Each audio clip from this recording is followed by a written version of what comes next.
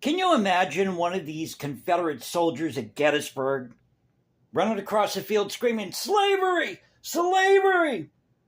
Rifle in hand? Somebody honestly show me where there's any example of that. So this leads me to this whole issue about the lost cause. And I want to share this audio clip with you. This is over at Threads from the National Tapestry. Now, this is a video that's over an hour long, I believe, so I'm just going to share a clip with you at the end of it, and we'll talk about it. I'll stop it here and there, analyze this. And then I want to go to the CSA Constitution to settle this issue once and for all. Was it all over slavery? Now, I'm pretty sure that people had different views in the North and the South about slavery, abolition. In fact, you actually had a lot of abolition societies in the South, believe it or not. So let's get to this. By the way, welcome back to the channel, Culture Confederacy here. Happy Friday. You'll get a double dose today. I'm going to do this video, and later on I'll be doing my Oddly Friday news episode. So what you see is what you get. It's a still shot, Yumi, my voice smartphone. Anything goes on the channel. We talk about different issues. But this one seems to be this seems to be one of those issues that keeps coming up. And we do these in one take, so they are what they are. I think it makes the channel more authentic. So let's get to this again. Threads from the National Tapestry, then and now. The lost cause of the Confederacy. Here we go. Today, as we've noted, the aura and symbols of the lost cause still flourish. Early architects like Jubal Early, J. William Jones, and William Nelson Pendleton would be smiling from ear to ear. So would Douglas Freeman and fellow Virginia disciple Clifford Doughty. As we mentioned earlier, it was embraced by the film classic Birth of a Nation, and it screamed from the pages and cinema reels of Margaret Mitchell's Gone with the Wind. Really now? Actually, Margaret Mitchell was interviewed about this book, and she said, "I thought I gave these characters dignity." And this was really a romantic epic set against the Civil War. That was the whole point of the book, the whole point of the film, if you watch Gone with the Wind. But see, a lot of people haven't watched Gone with the Wind, so they just assume it's just this film that glorifies the South. That isn't the case at all. It's a romantic epic which was popular in the 1930s. Getting back to the video here.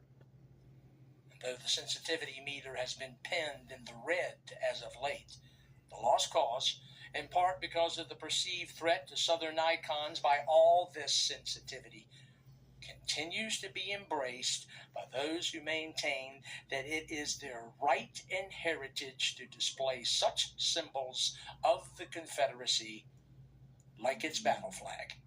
Well, it is. It's called freedom of speech. That issue led to a Supreme Court case.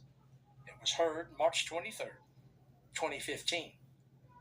In Walker versus Texas Division, Sons of Confederate Veterans, the case centered on whether or not the state of Texas could deny a request by the Sons of Confederate Veterans for vanity plates that incorporated a Confederate battle flag. See, you're all full of vanity. You're Confederates out there, neo-Confederates. The court ruled. It ruled 5-4 that Texas was entitled to reject the Sons of Confederate Veterans' proposal. Well, that's just a Supreme Court decision. When did it happen when did it become popular that the Supreme Court was an arm of the legislative branch? The sole purpose of the Supreme Court isn't to handle social issues. It's to settle disputes between states and make sure that whatever Congress is doing or whatever law is passed by Congress matches up with the Constitution. That's the role of the Supreme Court. Maybe we should get rid of the Supreme Court. So where are we today? Contemporary historians, by and large, agree that secession was motivated by slavery. But keep in mind, by slavery is a very different issue from justifying why each individual chose to march off to war. Yeah, as I said, I'm sure you had different views throughout the South, throughout the North. In fact, you had Northerners that supported Southerners that didn't believe in Lincoln's war here. And that's another thing, too.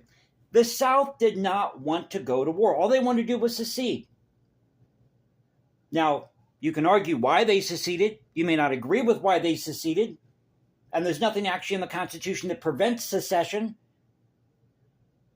There's nowhere in the Constitution that states that you cannot leave the Union. As of late, academicians continue to attack the lost cause. Prominent historian William C. Davis, formerly of Prominent Virginia Tech, historian. acknowledged By whose as to standard? the lost cause, his words, causes and effects of the war have been manipulated and mythologized to suit political and social agendas, past He's going to say past and present. and present. So, yeah, on both sides, because anytime you have a conflict,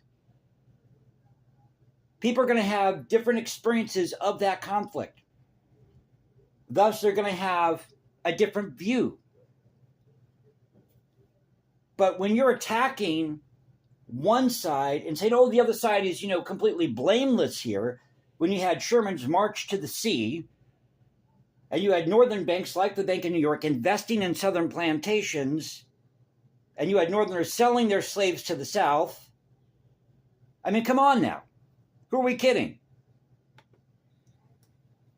Yale historian David William Blight opines that a key characteristic in the lost cause has been, his words, its use of white supremacy as both means and ends. White The lost supremacy. cause legacy is a caricature of the truth.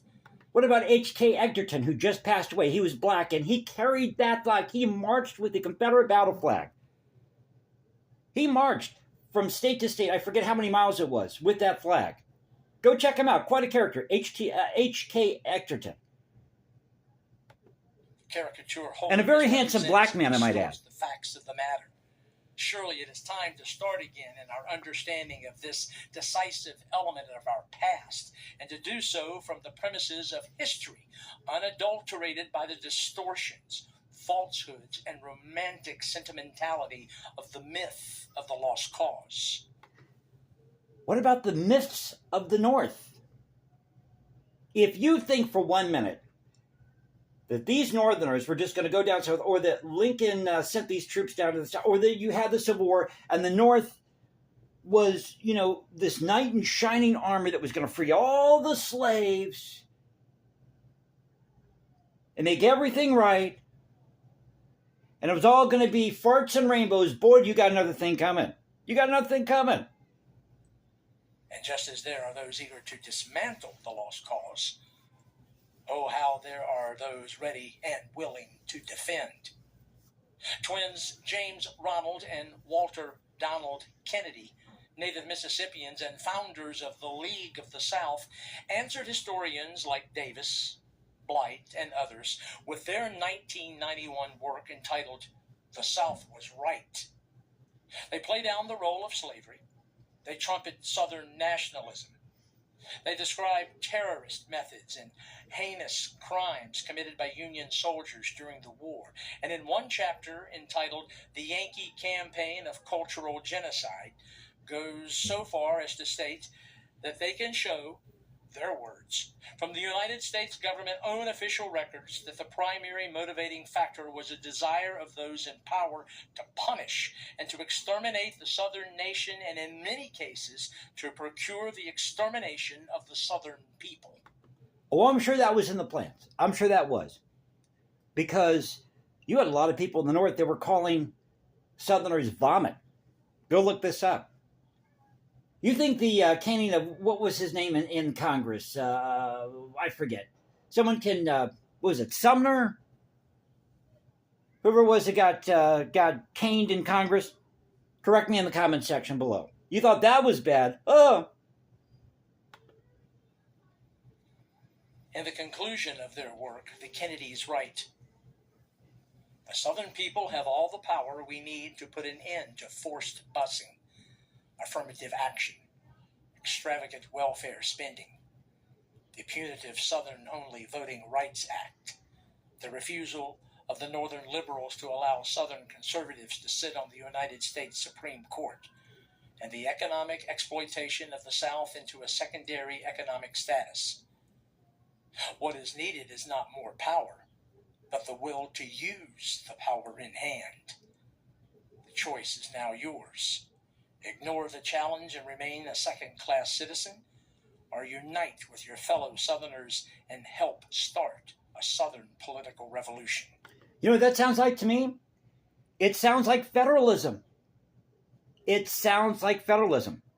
Actually, go watch, well, if you've seen these debates between George Wallace, you should go watch this.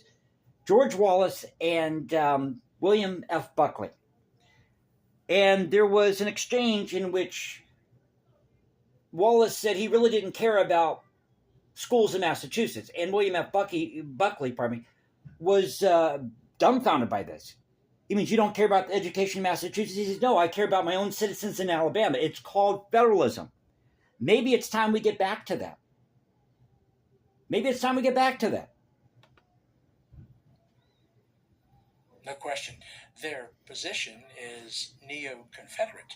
Neo-Confederate. In spite of academicians and so-called experts on each side of the equation, in the popular mind, the lost cause still holds sway. And it is more than a regional phenomenon. It's national. Indeed, as often noted when debate centers on the American Civil War, the wounds still bleed. So I'm going to stop it there with the sound bites here, or with this excerpt.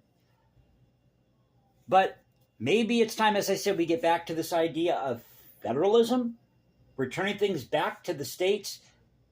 And if you're going to talk about the lost cause myth, what about the North's lost cause, as I said? Because you still had violent busing riots in Boston in the mid-1970s, 1974, 1975. You can find clips of that here on YouTube. And you had a whole bunch of politicians back in the 1840s, 50s, 60s, you name it. They were saying some very awful things about different ethnic groups, including the Chinese and the Irish, and yes, the blacks. Lyman Trumbull from Ohio said we are the white man's party, the Republican Party, the white man's party. I've mentioned this many times before. Leland Stanford in California called the Asians an inferior race in 1862. Thomas Nash was portraying the Irish as drunken monkeys on posters. People were just awful in the 19th century. But putting that aside, the South did have a point. And yes, the South was right in many respects. They were right. Now we can look at slavery and say, oh my God, slavery. But you have to put yourself in that time period, 1860, 1861.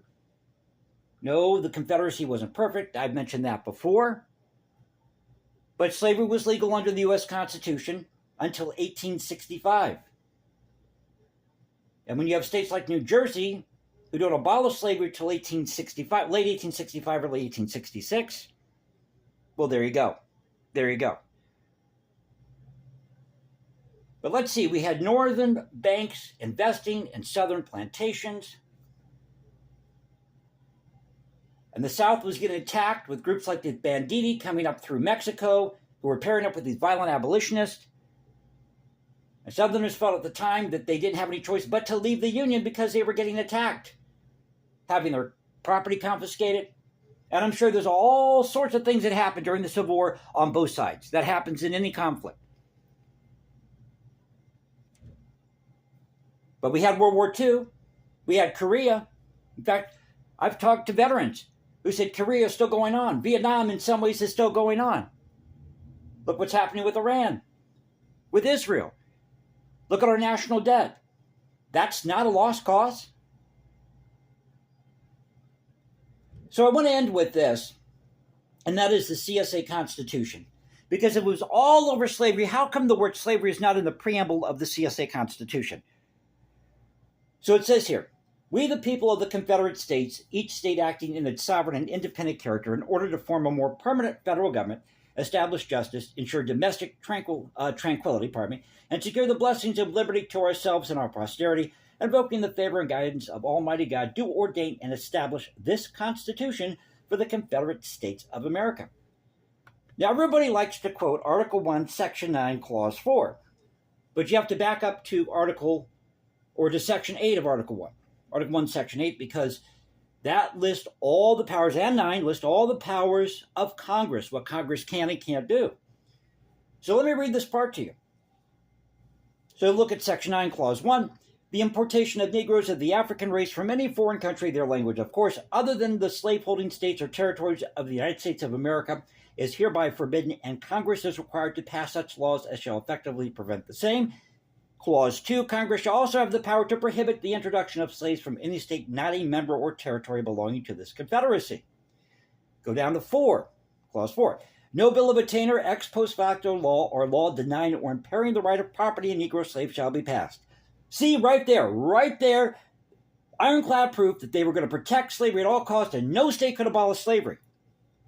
Well, hold on a minute. It says no bill of attainder, ex post facto law, or law denying or impairing the right of property in Negro slaves shall be passed for the Congress. Again, all these are the restrictions on Congress because the states were central to the CSA document. The states came first, as they did with the Articles of Confederation, which is what they were trying to return back to.